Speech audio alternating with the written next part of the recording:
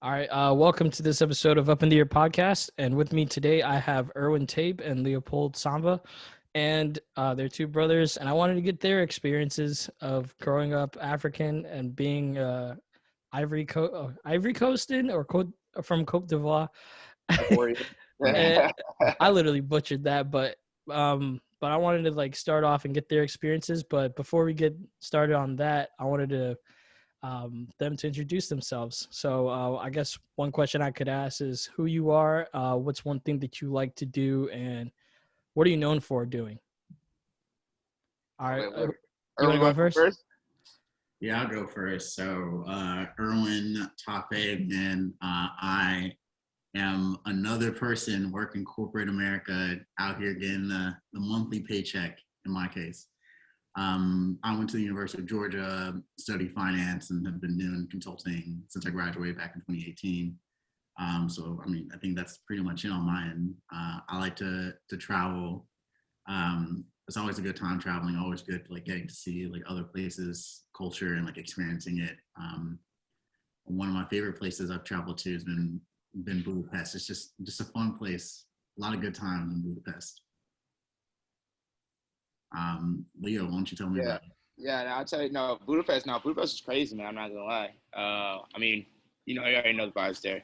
But I'm Leopold Mobley Samba, or Leo is what most people call me. I'm from Atlanta, Georgia, but our parents from the Ivory Coast.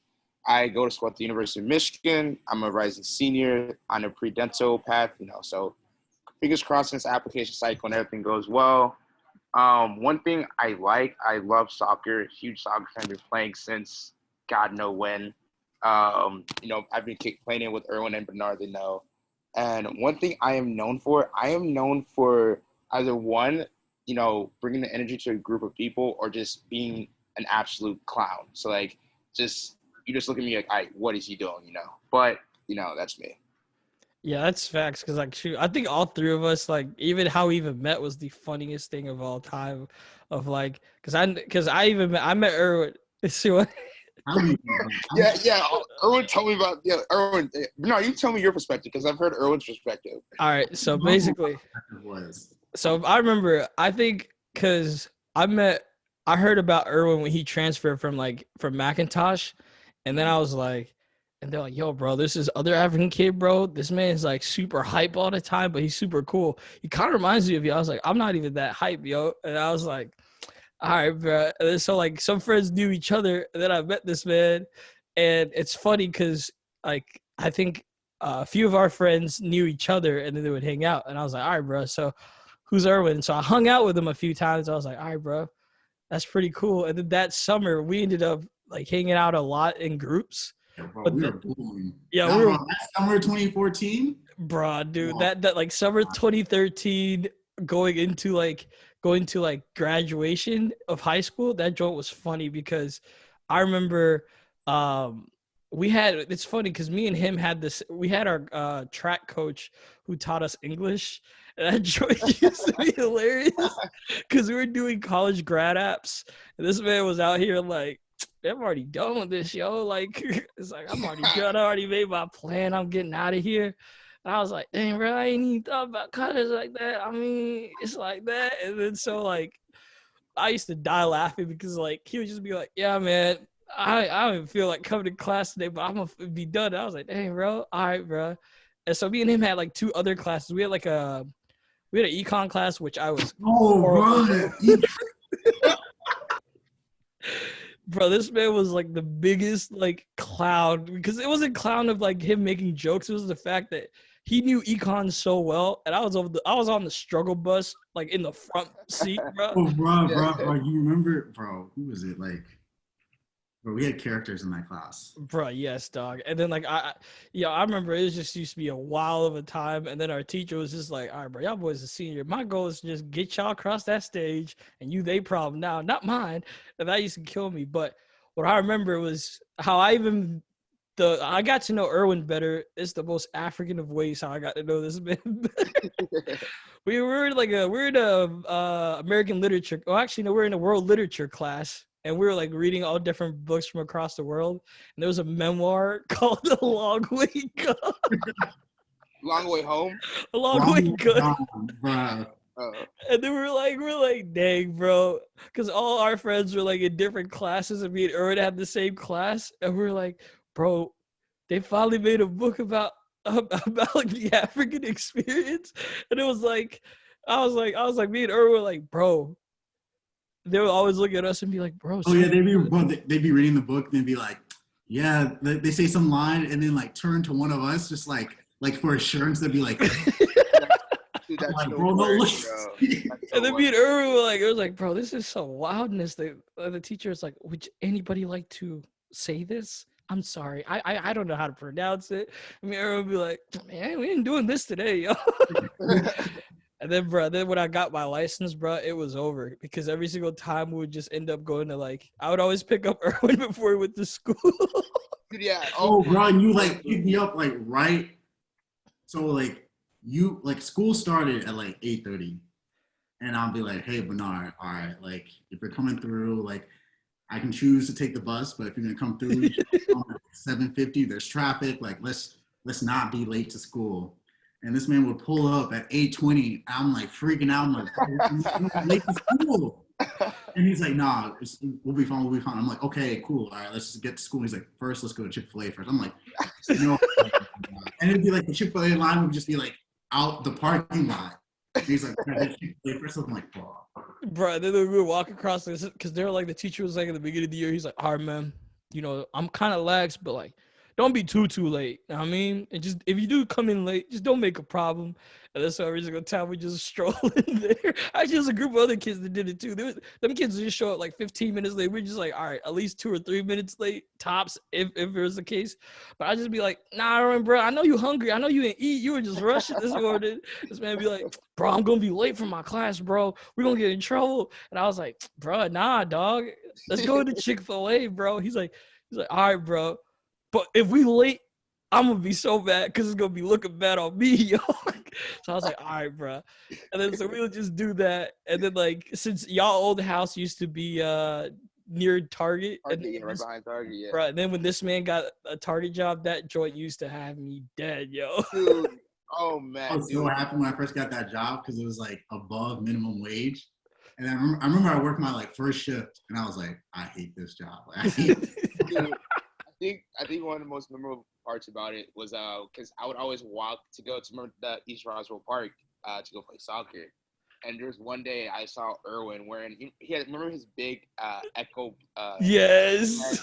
He was rocking those with those high top Adidas, pushing a line of carts. And I was just looking at him struggling. I was like, man, Earwin's like, hey, there's been better days. There's gonna be better days, bro. It will be better days. Nah, bro. What made me dead was like, even how I met you was that one time. It was just like, basically, me and Aaron would always play FIFA because, like, I could never beat anybody in FIFA, but he was like the one I could either beat him or he could beat me. And then so halfway through, I remember one time you came home from soccer practice. You're like, bro, you know, I think this soccer stuff gonna be able to happen, yo. And then like you're like, and then Earwin comes in and he's like, nah, bro, you gotta start thinking about college, yo. He's like, bro, I'm in 8th grade. He's like, yeah, man, ain't no time to think about college like right now. He's like, bro, where you trying to go to college? And he's like, he's playing. I remember you're like about to play FIFA, and then this man broke your freaking day. He's like, bro, I'm trying to go to the University of Pittsburgh. He's like, Pittsburgh, you got to start doing that research right now, yo. Dude, this man, oh my god, that joint used to have me dead, yo. Dude, I just remember the days, you know, like would come back. You and Earl would come back from school, and you guys were just like showing me like new music, or like just tell me some new roaster memes, and I'd just be dying laughing. It was hilarious, bro, dude. And then this man introduced me to Chance the Rapper. I had a I put everyone onto Chance the Rapper, bro. Do you know how many times my auxiliary cord was subjected to Chance the Rapper? This was before colored books. So it was like this is like in the precipice of this is acid rap. Acid rap. Like it was like that summer. Acid rap had just dropped. I did not know who Chance the Rapper. Well, I kind of did, but I was like, I could not get over his voice. It's ironic because I was listening to Kyle and I was like, a lisp or a squeaky voice. And so, yeah, dude, it was wild. But man, that's really funny because even like full circle, now like you've already went to school out of state. Now he's out of state, like doing that, and then it's pretty cool to see that like come back full circle. But yeah, dude, how's like you said like for example for you, Leo, living going to school in Michigan, how is that for you? Because you mentioned you're a dental school major. Yeah. So I'm a biomolecular science major, but I'm on the pre-dent route. I would say my time at Michigan it's been as I expected, to be honest. Like, going out to parties, just massive tailgates. Like it's been fun. It's been very very fun, and the academics have been like pretty damn hard. I'm not gonna lie. But one thing I will say though, it's like I was very shocked to see how small the African and also like the African American community is at Michigan. Like you guys know, like I was terrible with numbers and maths. Like percentages didn't really make sense to me in high school. So I was looking at the stats, and it's like 4% are like African American students here, and half of that are athletes. So for me, I was like, oh, that's still pretty good. Like like there's gonna be a good amount of people out there. I come out here and like honestly, it's such a small like pocket of people. It's kind of hard to find them. But I would say like once I found that crowd, it was honestly felt more at home. If that makes sense. Yeah, it does. Yeah. Yeah. And how about for you, Erwin? How was that experience like for you? In college, University of Georgia, I think at the time was like 8% Black, and then some percent of that is like athletes, they're like athletes. So I'd say like for me, it was like because it was weird because I was coming from like Roswell, and it just felt more like Roswell. So it wasn't as like jarring to me. It wasn't until I'd say like I like graduated and started working like professionally where I saw that 8% just like drop like significantly, where it's just like 2% Black in like my professional job. And I'm just like, there's like no Black people like around us, around me, like at all, like where'd everyone go? And it's just, that's been like kind of like an eye-opening, like super eye-opening, like going, like working for me. Yeah, I mean, I feel that because I went to like, it's really crazy because I like all of us like growing up in Roswell, it was like super diverse, especially because we went to like in the area, our like Centennial at the time was like very diverse. I know you went to like Stars Mill, but like at Centennial was like very diverse in comparison to other schools Very because very it was like it had like a lot of variety of people, so you were like exposed to every single pocket All of. very cool sets, all types of people. Yes, dude. Like even culturally and even character wise too. And so yeah, dude, it was like like when I went to college, dude, it was like a shell shock because it was one thing because I went to untraditional, I went to like a community school, which was like it was different because the demographic was a fusion of a lot of people in their early 20s ranging to like parents who were trying to pick up classes for like at the end of the day like trying to like coming from work and then doing a class, so like a public speaking class, and there would be a range of like high school kids who are trying to dual enroll, or like a mom of two who just came from work and she has like a class in the evening.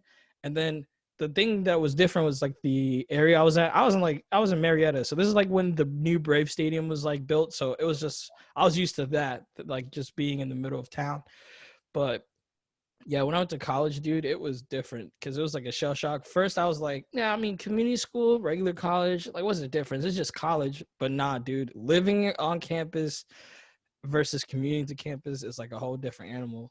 Yeah, it really puts I don't know, for me it's like a moment of realization, like okay, like I'm really out here doing my own thing, and I'm by myself.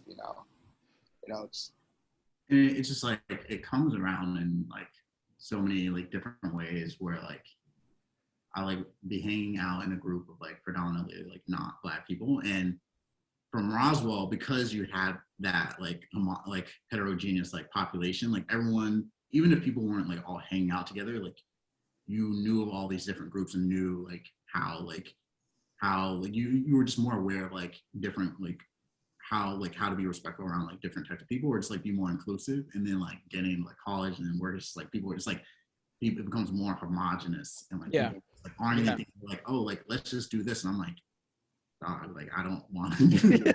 Yeah. Yeah, dude. Yeah, that was different, dude. Because I think when I went to college, I had a few friends that I knew before that, and then, um, dude, I would even say like wherever you live at, when you like, especially transferring, I would say is one of the harder college experiences because everybody within the first year or the first 2 years, they've already made friends. I was talking to my cousin about this because like he's at UGA right now, and Hey, uh, go. yeah, actually, ironically, to bring it all full circle, I think he wanted to go to Michigan in order to be an engineer, but he was like, all right, bro, I'll live close. All right, that's a good contrast. But Yeah. and so Too cold yeah, up here, bro. he might do masters up there, but I don't know. Anyway, besides that, he was telling me that especially during COVID, like his freshman year, it felt like he just transferred in because he would see people, but he couldn't interact with them. And then like it kind of reminded me of not a one for one, but when I transferred in, everybody already made their friend groups, and you just kind of like had to latch on to whatever friend group that was there.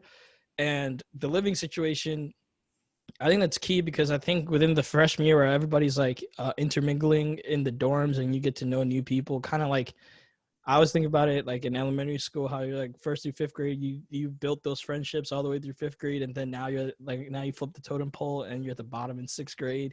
You have all these kids from different elementary schools, and then middle school becomes like all these different kids from middle school, and so yeah, and so it's basically the same thing in that because my struggle with it um was was the one of I mean, where I was living at, I barely knew the people I was living with, and so we never interacted that much. And I was like, man, this is tougher than I thought. Like I thought it was just gonna be college, but that looks different. And I wanted to ask you guys, like, how's that? How like what are some struggles that you guys had faced in college that you were like, wow, it's a lot different than I expected, or some luxuries that you had that you're like, wow, this is even better than I expected.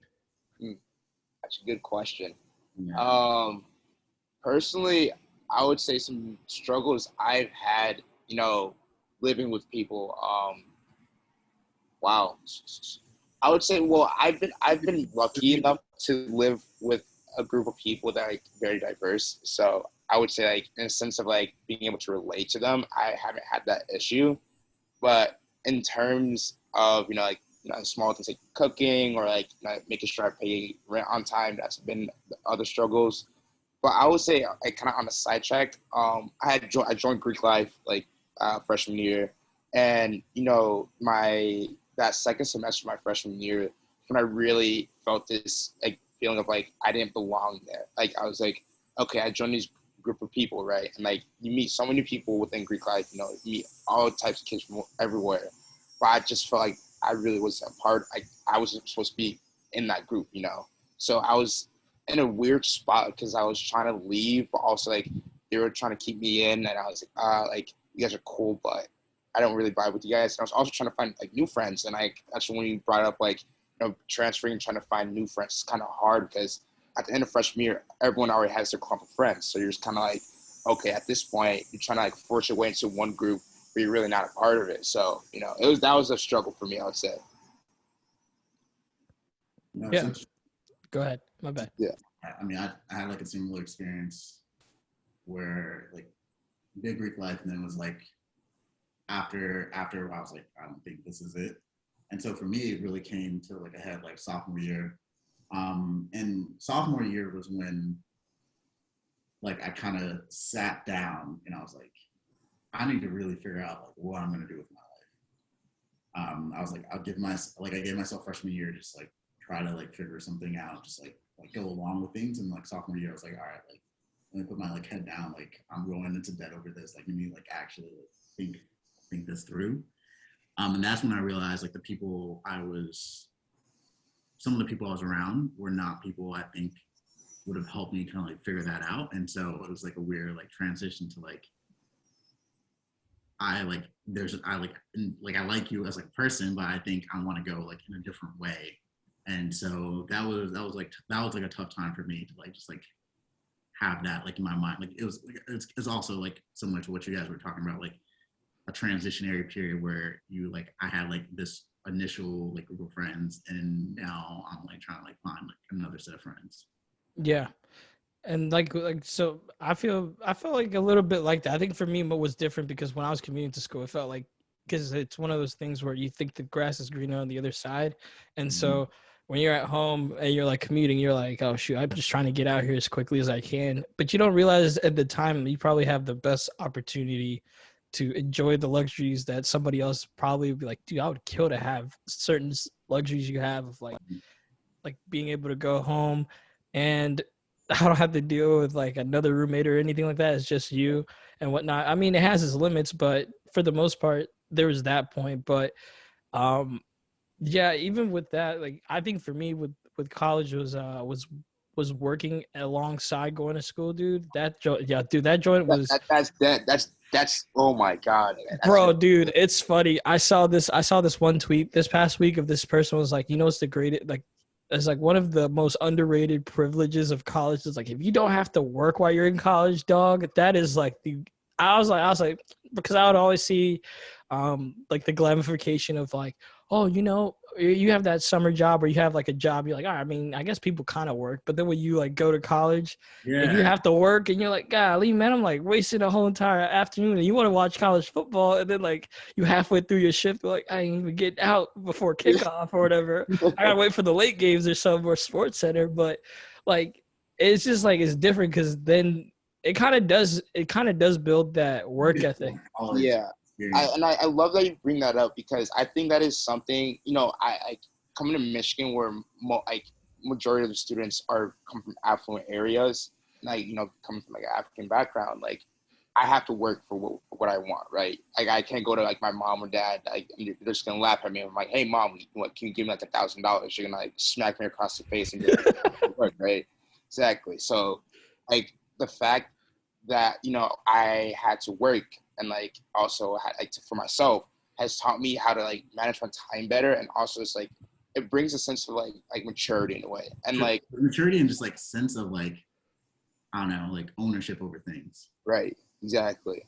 Like so I like no, go ahead, my bad. No, I was just thinking, I was like, I mean, I'm like a few years removed from college, but like it's like it's like obviously I like have a lot of friends and like some of them didn't like have the like privilege to not have to work or like didn't have to do like work in the sense of like needing to use that money to like pay rent or stuff like that.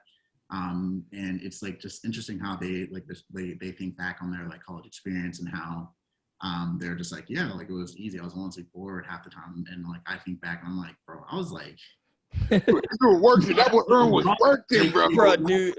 Because I remember I don't know if you, Benard, I told you about this, but like yeah, you told me, but I know where you're going. I know exactly where you're going.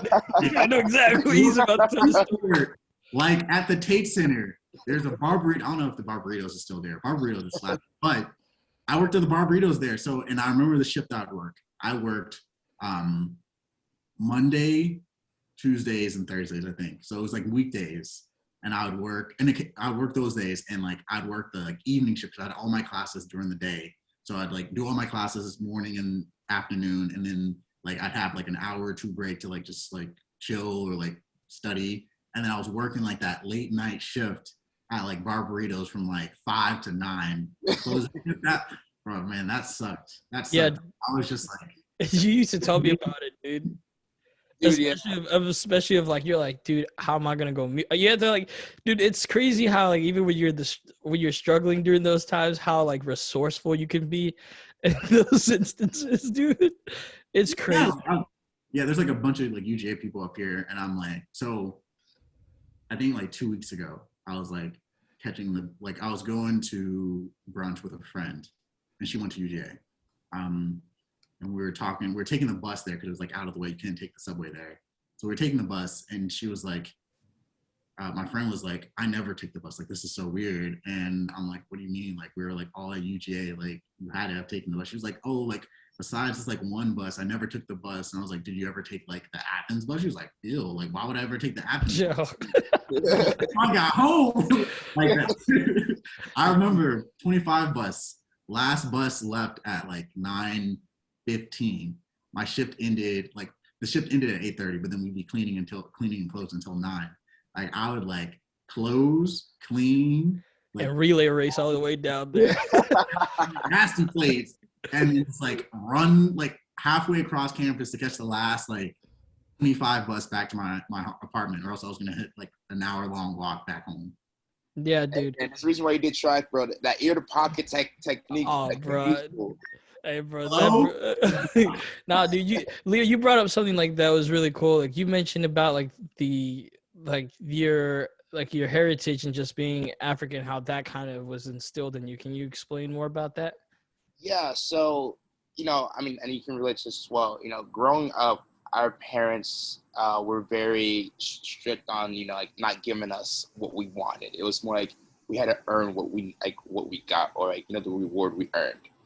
So when I came to college and when I was like around people where like, they were given the things that they wanted at any moment, it made me realize at that point, I appreciate the fact that my parents raised me the way I was, because I see their mannerism and how they interact with other people and even their parents and loved ones. And I'm just I'm glad to say, like, I'm not like that, like, even though growing up, as kids, you're like, man, like, I'm mad I didn't get the Xbox 360, or like, I didn't get GTA, whatever. At the end of the day, I'm really glad that like being African and being raised the way I was has made me the person who I am today. Yeah, I can relate to that because I remember for me it's more so I remember especially when my parents moved to America. It was crazy because there was times where we didn't even have a car. We didn't get a car until the middle of summer, halfway through the first year. And there was like, bro, this is like when Marta was at his apex, when it was like good Marta. I'm not bashing it, but when it was like elite Marta, dude. No, Marta's sketchy, man. Sleep on Marta, man. Bro, when Marta was like A1, like in its heyday, it was like the Uber of like Ubers back in the day. Yeah. And so like, cause that's like this how long I've lived in Atlanta. I remember when the varsity was good. I'm not even trying to trash it, but like, cause we would spend yeah, dude, when we would spend, I don't know, it was probably because like I was too young to even tell the difference between good food or not, but around that time it was still good for me. But because I remember what they would do, they would just like my dad worked at a security job at the airport, and so we lived in College Park for about 3 years, and then after that we moved. But during that time, before they even had a car, they would like take the bus and they would go grocery shopping in the evening hours. So by the time we would be asleep and finished our homework, and then they would just go take like literally like, like the joke of like the guy who could like pick up 500 groceries with both hands inside. Like literally they were just doing that on a bus. And yeah, they were just, because at that time it's crazy, because even at that time they're like fearful of, oh shoot, you don't want, because it's different cultures, because I was mentioning it on a previous episode with one of the guests that I had on, how like there's certain things in African culture that are just like, oh, I mean, that just happens. Like we were talking about how little kids can just walk to school like at young ages, and then and to them they're like, oh, I mean, it could be the same thing where like we could like be locked into the house and then we just go sleep, and then they can just go do their errands. And back then they were like, if you were found out, they might call child services for neglect or something like that. Yeah. And so like but those are the choices they had to make make sure that we had the best opportunities and possibilities available. And so I mean, I'm very grateful for that. Yeah. The question is like I think about it, and it's just like that like level of like needing to like grit and grind to like get what you want, and like how like, I mean, our parents like struggled a lot to like get to like the accomplishments that they wanted. And I think like they like instilled, you guys feel like they like instilled like that level of like determination and like can-do attitude because of the experiences they had to go through. Yeah. For me, it's like I would say that for starters, I think I remember one time there was a pediatrician, and he was I think he told us that he was from Bangladesh or so. And he would always say like, like a lot of times when I've been working this job, I've seen a lot of like immigrant parents that would get like administered like just for health, like just screenings and stuff like that. And they're like, man, a lot of them have so much stress for the amount of things, just see the emotional stress and even the physical stress of like having that burden in order to make sure that their family succeeds. And I think one story that my mom told me, she was like, even coming to America for them, it was like multiple tries in order to try to get to America, and just having that determination to even like make it happen, because it was like far fetched from where they're at. Yeah, no, think about it. Like, think about how crazy it is. It's like you like live, like say, like we've lived our entire lives like in this place, like in the Atlanta, Metro Atlanta area. Like that's our lives, and that's what we understand. And then we just say one day, like I'll just use another example, country as an example. Like say we're like Brazil is where the opportunity is at. We have to do whatever we can to like get to this like other country where we don't speak the language, it's completely different culture. Like I like can't even imagine like how like crazy like it is as an experience to like make that decision to go there and to like raise kids. Like it's honestly like not it's, and I don't even know how to like a word that states it, but just like admirable. It's just like over the like it's unfathomable. Like that could be a possibility. Yeah. It's more of like it's daring almost, you know. It's way more than daring. Yeah. It's crazy. Yeah, because I even think of it in the sense that like, because I was able to speak to my grandma. Like I had to do a project for one of my college classes, and like it was it ended up being like a good byproduct of learning more about her life, and then just hearing what she lived through, and then hearing like, you know, it does get easier with each generation that comes behind, but like there's still struggles that each one has. But it's just like crazy to think that the framework and blueprint that's there for the possibility, hopefully it'll be easier for the generation behinds and generations and so on and so forth. But it's like you said, like it's insane to just think about that, because even when my mom was telling me that, like even when they thought about coming to America, like the people in their area, they thought it was like the most far-fetched ideal thing to do, is like America, like, you know, that's a myth. It exists, but it's like so mythical to think that could be a fathomable experience. And like and yeah, dude, it was like I was saying, like it was an adjustment process living here, and just but I think in a sense like that becomes like a byproduct of like even us, of how we navigate through them as they're navigating. Because especially when parents have like little kids who like their sole goal is to make sure they have that opportunity, they the kids internally like have those values at an early end, like have those traits or whatnot to an extent instilled in them, where that becomes a thing of like, oh, I don't know English, but for somehow I'm gonna have to, like, that determination is instilled to make sure like you learn it. And so like it's really incredible. And what I also think is yeah, you're good.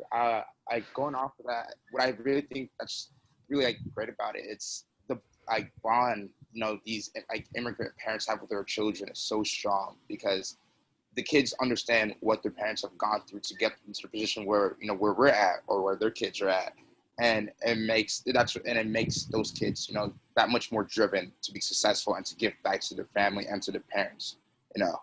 And I feel like that's why, you know, like a lot of immigrant children they go on to do great things, you know, because they know at the end of the day, like they don't want to be a disappointment or failure to their parents, because, you know, they don't want to, pretty much what I'm trying to say is like they didn't want to be a failure because they didn't work hard enough, if that makes sense, you know? But like actually add-on question, or kind of like a kind of spin, do you feel like there's certain like traits that come from like being raised in like an African immigrant household that are negative?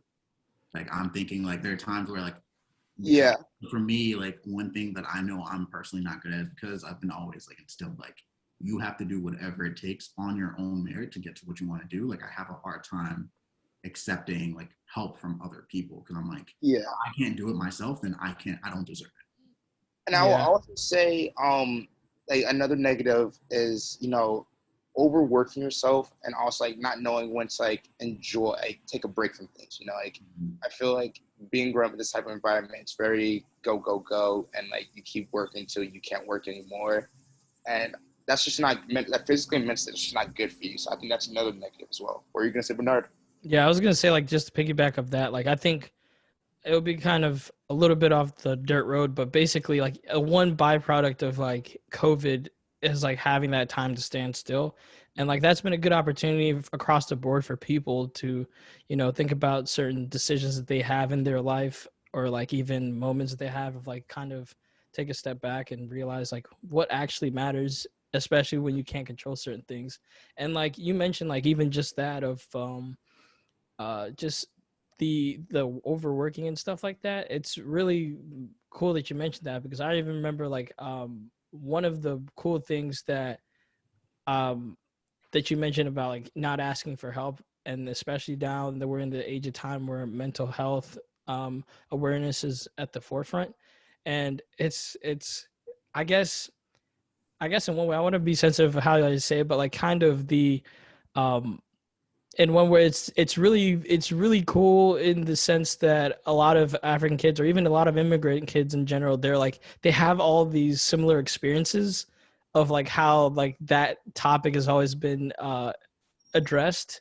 And I think slowly and surely, depending on what interactions you may have, uh there are certain strides being made, but it's like it takes time in order to develop that. But I guess what I'm trying to drive across is like you do mention that like even enjoying like your life, because I think one of the stressors like I mentioned prior was just a lot of our parents, or like or even family members who've come here, it's always been work work work work work, so you Yeah. don't, so they don't feel, it feels like there's that pressure where they don't feel you, or if you don't do good, their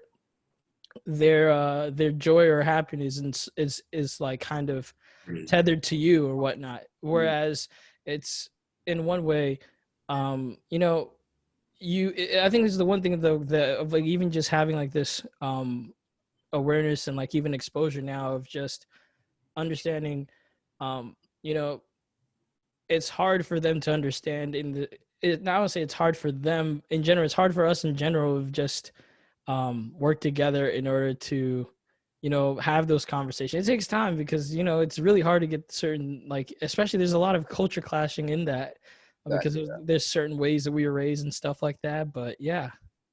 I have a really like good that you bring up sort of the bigger focus on like mental health and what that means. And I'd say like I've been going through like my own personal journey, kind of like realizing certain habits have not been healthy, and taking the step to kind of like taking steps to like make that better.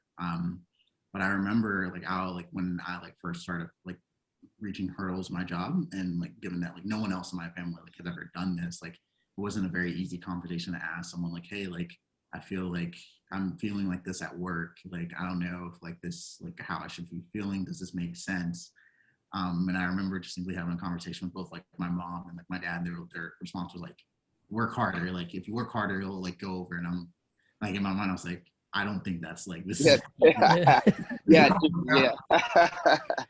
And that's a prime example of that, man. And another kind of like same boat is they also, I feel like they try to force you to like go into a career path to like live out a dream like they want, that they already think would like make them happy. You know, like for me coming into college, like my dad and my mom were always thinking like I was gonna be the doctor. You know, I was gonna be the doctor of the family, and you know, you live up to that. You kind of like get tunnel vision to try to like live a dream that's not yours, because you're just trying to make your parents happy. And you know, eventually, like I had to talk with the dad and mom. I was like, I don't want to be a doctor, and like they're so hesitant about it. Like, what are you talking about? Like, yeah, you're gonna be the doctor. Like, you cannot be the doctor. And then I feel like, you know, like especially a lot of people our age who are in a situation, they don't have a problem like having this conversation with their parents. And even though it brings up problems with their parents, eventually get over it. But I like that you brought that up, Earwin, because I feel that's a big issue. Yeah, I think for me it's like it's a little bit different, because I know like one of my things that my parents instilled is like, you know, at the end of the day, it's kind of like my mom told me like the same thing that her grandparents taught her. It's like, you know, I can't fiscally give you a lot, but what I can give you is an opportunity and support you in any way that you can do. And like and that looks differently across, because, you know, like sometimes it's like the different cultures of like how those emotions are expressed or differently, because like, you know, like you mentioned like your example, Erwin, about like of like even how you're going through something and how it was addressed. And dude, like I think that's key. That's different because I mean, I saw this one post a while back of how like I think it was Wale who actually tweeted this. He was like, you know, it's not that your African friends are like super cold or anything. It's just literally it's like when you're it's like you're raising that culture of like, you know, it's like, hey bro, like nobody's gonna feel sorry for me. I gotta get this one way or another. I gotta get it as I get it. Like that. And like and it's like in one way you're like you don't even think about it because at the time you're like, man, this is like, I mean, this is how it is. Like, you know, you don't have you gotta make things happen in that sense. And like yeah, personally that's like been different because, you know, I think that's the one thing I'm learning of even in this day and age, like being removed from college and whatnot, of just, you know, everything has its like you have your own personal journey that you go through, and it's not even linear because, you know, shoot, we're living in the middle of like the big Panera bread right now. We're not even like we're not even like we're not even it's like there's so much you can't control. And even that of just knowing that, oh shoot, you can make plans, you can make all these things in the future of where you should be. And I was having this conversation with my mom about it. Now that you mentioned about like even your decision to go to dental school, about how, for example, she was saying that one of the things that could be really bad that she realized that she kind of like learned, it's you kind of like you unlearn those behaviors or you unlearn those things. Mm. Um, she mentioned to me is like, you know, in the beginning when me and you were having conversation, there was a lot of friction, there's a lot of like misunderstanding and stuff, but like we were working on that in order to like learn better. And there's certain things that I am your mom, like I can tell you, I can encourage you to do, but there's certain skills that I don't have that other people do. And so she was the one who actually encouraged me to like even seek like even going to a counselor like at school and utilizing that, because she's like, you know, there's things I don't know, but I would encourage you to like look that out. And even like in this past year of like personal stuff going on and stuff, and just seeing how much that like that is very true, because there's so many burdens like even our parents have of like that they have it looks different for them because I mean, yeah, they've made it here, but it's like there's a toll for them to like that they feel like, you know, I have to also in of myself not only make sure my kids are successful, I got to make sure I have my own success too.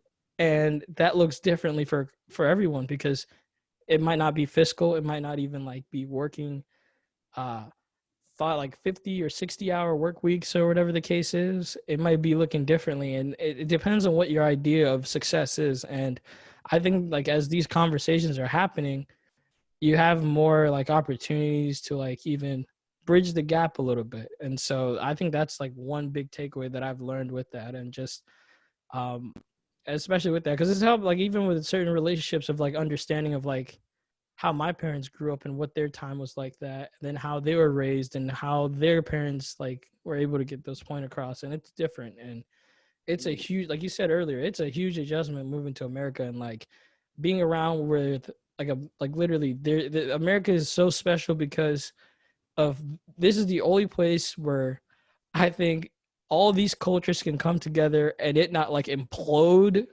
into something else. Like it's to an extent, yes, but like if you think about it, like all like logically speaking, there's no way like all these people should ever like be able to like, you know, live in that way where they still have things that, like we're not like in anarchy or anything like that. Like depending on who you ask, but like for the most part, like I think like depending on which extremes or whatever, but but it's just there's so many things, there are so many people and so much like different things that make America unique, and it's so hard to like adjust to it. It's hard to adjust to it, but it is like there's a lot of opportunity, and it looks differently across the board for everybody. I mean that's how I my viewpoint is on that for the most part. Mm. Yeah. So I kind of ask you guys this question. So you know, like I'll always bring back to our home country, right? And I want to like ask, like, when you guys like when you go back home, do they view you as like an American or like as an African? Aaron, you go first. I just talked.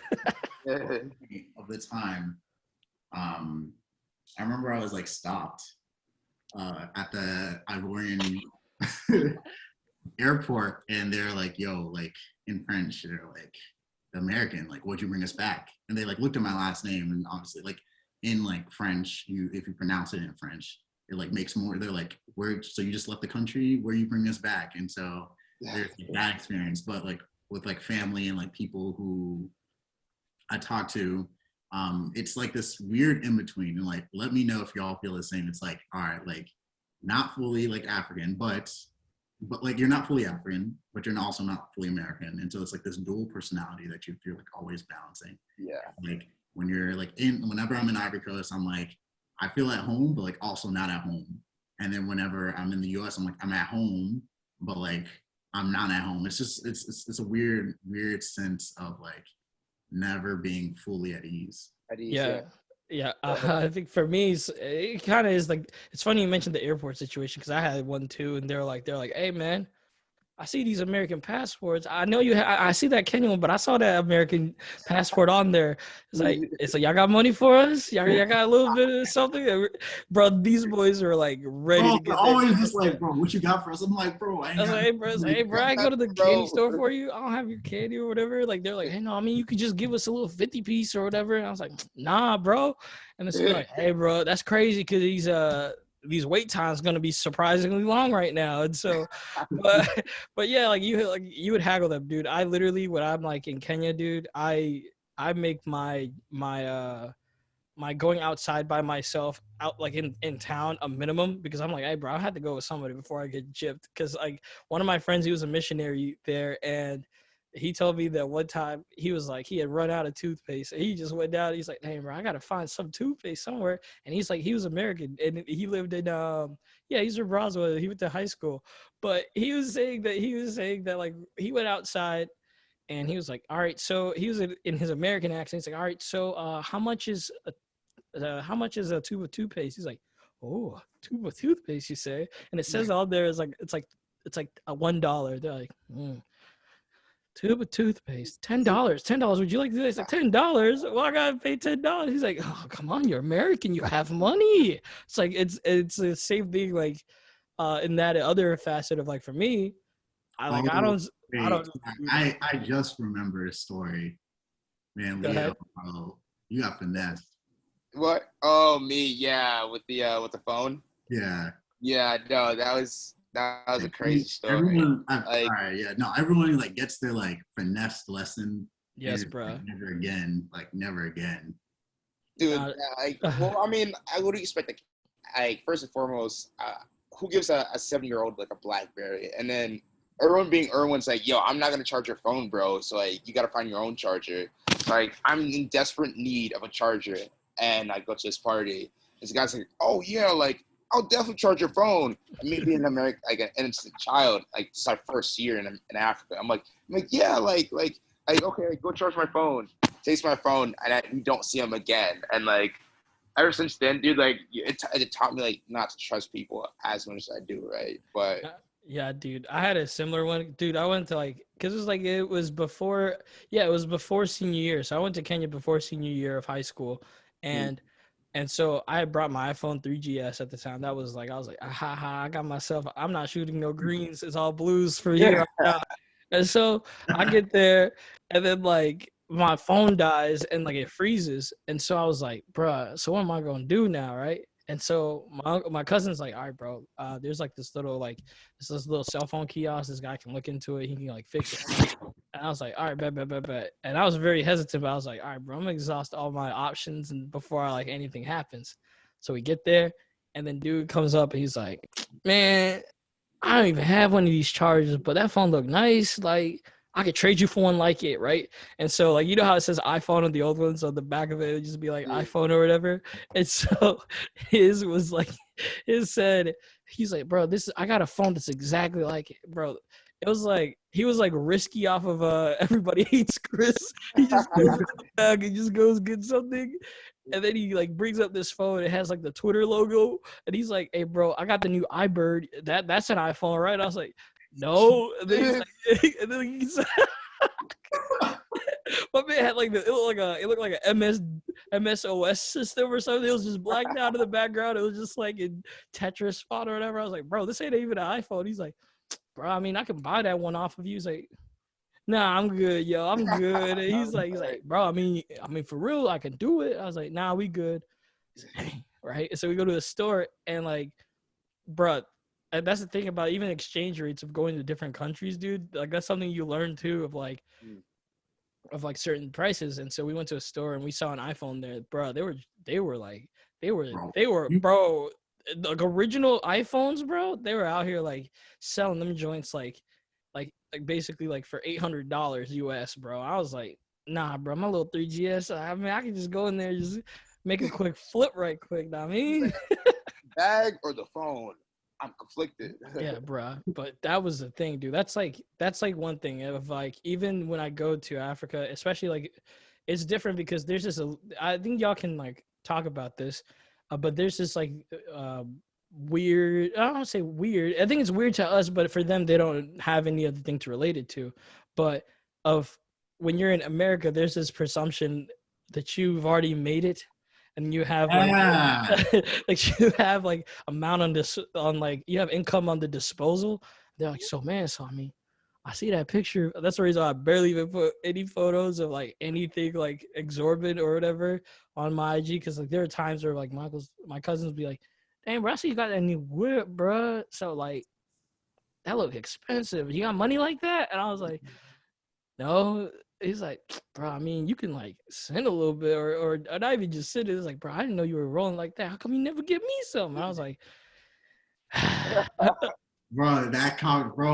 conversation like all the time. It's always lovely when you get a WhatsApp text or like a WhatsApp, bro. Yeah, like they hit you up like, hey, it's been a while, man. Like I'd really appreciate it if you could send me a couple hundred, or you can send me a brand new Jordan. So I'm like, bro, like, I'm struggling to get some breakfast right now, bro. Like, you have to buy Jordans, dude. Like, come on. It's like, bro, I see how you is. I'm trying to get like you. I was like, I'm trying to get like me too, bro. Like, I just be like, nah, bro. Like, that always gets me, bro. But yeah, like, yeah, it's interesting. But like, that's one of the things. Like, I still like would like to visit. It doesn't negate the fact that I like to visit there time to time and even like see how life is, because it's like a really cool, interesting experience to have both of that, of like the duality of like living here and there.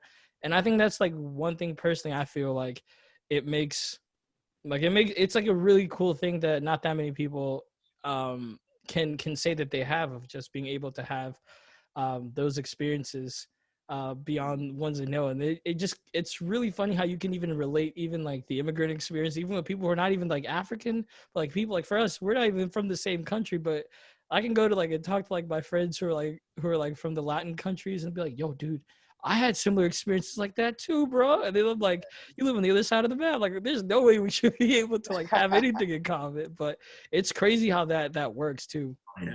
Yeah, it's the second generation paradox of immigrants, where like too white for the black people, or like the too black for the whites. Like you're just in this little circle of people that can only relate to you somehow. Yeah, dude. Cool. It's really cool. Yeah. Any last remarks you guys have or anything like that? No, honestly, I'll first and foremost, Benard, thank you for having us. This is such a dope setup, bro. Like, hey, not gonna lie, bro, from walking in the snow with some shorts, bro. No, okay, fine. We gotta tell that story, bro. I think we can end on that story. Earwin, you want to ramble about this one? You saw it. It was live. I was live. I was there live, bro. This was like 2014. Oh no, it was bro. This is snowpocalypse day. Yeah, it was mid snowpocalypse day. Yeah, it was 2014. Yeah. It was like the one like snowstorm that shut down Atlanta. One snowstorm in Atlanta, like once every like 5 years, and so like it snowed, and then like the school was shutting down early, so they were like, all right, y'all, like however you can get home, get home. So it was me, Benard, and we had like our friend, and we were like walking. And so we're like walking, and that day, I don't know what came over you, Benard, but you were like, bro, I know, because I never subscribed to Atlanta, like, because Atlanta be having like 500 seasons in 1 week. And so I was like, they said it was gonna snow, and I was like, nobody even gonna snow like that. That's crazy. And so I literally would have driven my car, but like, broke high schools, dude. And I was like, man, I gotta go get my tires. I ain't trying to be sliding across Holcomb Bridge, bro. I'm not trying to be like. Wait, so you thought it was gonna snow? No, my dad told me not to take the car because he's like, hey, bro, look, these premiums gonna get high because you were still in high school, my boy. So like, so he was not having it. But yeah, so I was like, all right, bro, I'll go take a bus. I was feeling elitist because I was like, man, I gotta resort back to the D leagues. But yeah, continue. I'll fill in the patches of where you slip up. Oh no. So anyway. My God. There's a snowstorm, and this man Benard decides it's a great idea to wear a pair of shorts. So he's like, we're all like bundled up, and this guy's in a hoodie and shorts. And we're just like, cool, let's kick it. So we start walking back home, and we're like walking through the neighborhoods, and then just like we're just kind of like playing around, just like taking photos of the snow. And then we're like about to walk past the intersection, and because it's snowing and no one in Atlanta knows how to drive in the snow, there's like traffic everywhere. So we're trying to cross this intersection. Yeah, we even saw a car wreck because I remember we saw a car wreck and bro, bless this girl, but she was out here like, I just got this car. My mom's gonna kill me when she find out about this. I was like, hey, bro, I'm not even trying to laugh, but I was like, damn, that's bro. tough. I was like, that's hate tough. to see it. Yeah, that's tough. And so, yeah, anyway. Yeah, so we're just like walking, just like traffic. And then as we're like walking past this like car, like to go over the intersection, this bro is the most like Atlanta thing, bro. This guy rolls down his window with his phone in hand. Bro, it's snowing. It's well, I mean, I'm the last person to say it's snowing, but it's snowing. Yeah, and this man like, bro, it's snowing. Like, I know you ain't got shorts on right now. And then, bro, he just, like, points you out, like, just it started cooking, bro. This man, like, he had me well done halfway through that roast session. He's like, my boy, you ain't not wearing shorts in this weather, my boy. And I was like, and I didn't say a word. I couldn't even say anything. He was like, remember when he stopped and he went back in his car and then came out with his phone. Yeah, he's like, hold on, I gotta take a picture of this. And then he walks back into his car because it's like gridlock traffic. This man's like, hold on, you can, I got, nobody's gonna believe this. Wait, was this on a Holcomb Bridge Road? Bro, this is all like, it's on Brumbelow. It was on Brumbelow, dude. Or Nesbitt Ferry, bro. And so this man was just. He was like, bro, I gotta take a picture of this, boy. And then so he literally goes in the car. He's like, hey, bro, you wild, bud. I know you ain't wearing shorts. But there's someone on Twitter, bro. Bro, dude, I thought it was gonna be a trending topic. I was like, please. I was like that Marge Simpson meme where she's like trying to hide her face. Homer Simpson goes into the bushes, come out. Yes, bro. I was like, and then like after that, I had to be like, hey, bro, I'm not trying to have a round two. So I was like, hey, Earwin, you got some sweatpants, bro? I can borrow these shorts right now. And bro, the shoes I was wearing, and this thing y'all didn't realize after I left y'all house because they were like, hey, bro, everybody not gonna be able to get. Because I remember we walked. I remember this because when we walked, everybody else who did leave that day, they got locked into. They got locked at the school. You know?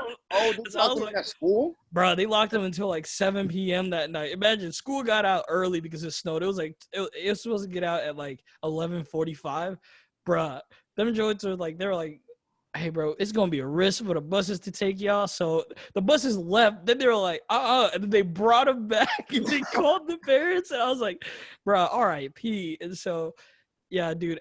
After I left your house, I had the sweats and. Black ice in like the south is probably the worst thing. So I'm like crossing East Roswell, like from like where the Rite Aid was to East Roswell. Yeah. So I cross over. I'm like over here like shimmying because it was like black ice. I was like, nah, bro, I ain't trying to have a round two today. I'm not trying to go far. Bro, ever since then, bro, ankles have been covered in the snow, bro. Ankles never that, dude. No. Oh man, crazy.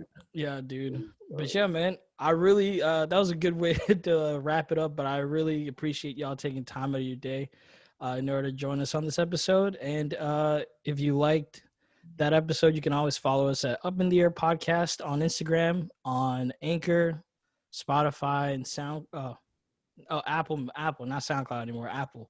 I think we upgraded. You know what I mean?